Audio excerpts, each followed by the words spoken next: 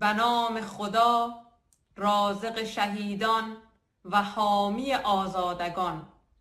خداوند را سپاسگزارم و بسیار خوشحالم که امروز می‌بینم در 26مین سال روز شهادت رهبر شهید یکی از خواستهای آرمانی رهبر و پدر ما تحقق می‌یابد و در حال شکوفایی و فراگیری است.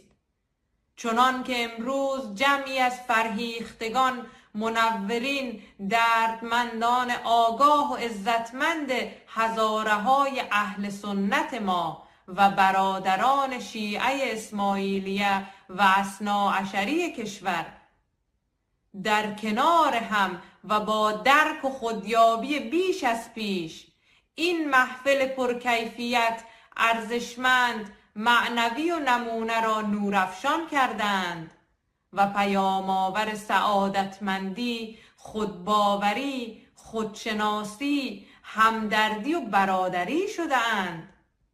درود خدا به شما و سلام بر بانیان و برگزار کنندگان این مراسم و شما سروران و بزرگان که به امر خدایی وحدت، خودشناسی، انسان پروری و بالندگیتان، آن هم پس از سالهای حرام و سیاه که با ددمنشان صفاک و جاهلان اکثرا عمال بیگانه که در کشور عزیز ما رقم خورده بود، اکنون به سوی توحید، برادری و انسان محوری گام برداشته اید.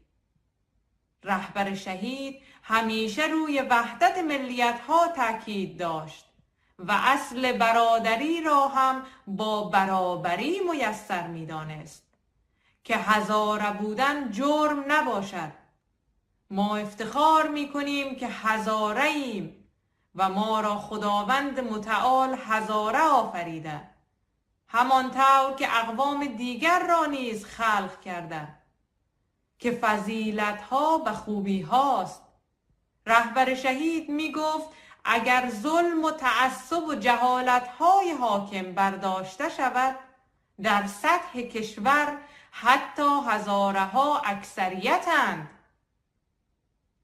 از بدخشان تا قندوز و تخار، از مشرقی تا بلخ و غور و از بامیان تا به هرات و اقصا نقاط کشور، واقعاً که در چند صد سال اخیر یک ملت بزرگ با فرهنگ، مدنیت و تاریخ چنان در تاخت و تازهای بیگانگان و حاکمان قوم سالار وطنی گم و به خاطر مظلومیتش از خود منکر و مظلومانه پنهان شدند که دیگر یافتن ریشه ها و پیوندها بعید بود. اما حتی ظلم و ستم ها هم نتوانست مانع احیا شدن مجدد شریان ها، رگ ها و ریشه های این مظلومین شود که هنوز هم برخی از برادران ما در مرکز جلال آباد ولسوالی های بهسود و سرخ رود به درستی نمیدانند چه شده که در خانه و محل زندگی دری تکلم میکنند. فقط میگویند میراث و رواج پدری است و همینطور در اکثر نقاط کشور که داستان مفصل دارد و شما نیز بهتر میدانید.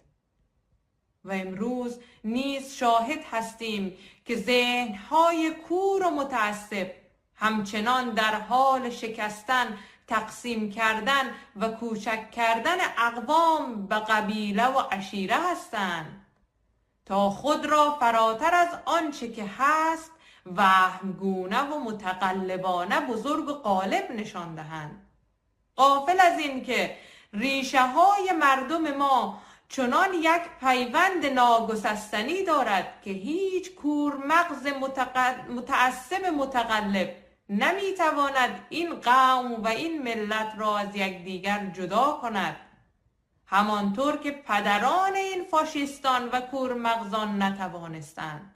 اینها هم نمیتوانند و نخواهند توانست که ما را از یکدیگر جدا کنند. این حق ماست. این حق ماست که خود را بهتر بشناسیم و برای بهتر شناختن خود بیشتر تلاش کنیم. انشاءالله حقیقت‌ها و خودشناسی‌ها در فضای امن و آزادی روشن‌تر خواهد شد. دیگر دوران تباهی و جهل و ظلم وقتش گذشته است و باید به ارزش‌هایی که خداوند برای ما داده، همچو اصالت‌ها و مسئولیت‌های اجتماعی انسانی و ملی خود فکر کنیم.